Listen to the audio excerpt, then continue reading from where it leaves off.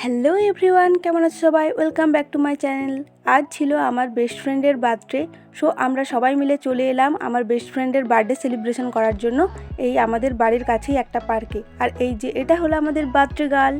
এসেই আমরা ফটো তুলতে শুরু করে দিলাম। আর এই দেখো এখানে কত সুন্দর পদ্মের গাছ রয়েছে, কি দারুণ ডেকোরেশন করা পুরোটা। তারপরেই সবাই এসে গেল, আমরা সবাই মিলে বার্থডে গার্লকে বার্থডে উইশ করলাম। দেন কেক কাটা হলো, তারপরেই বার্থডে গার্ল একে একে সবাইকে কেক খাইয়ে দিল।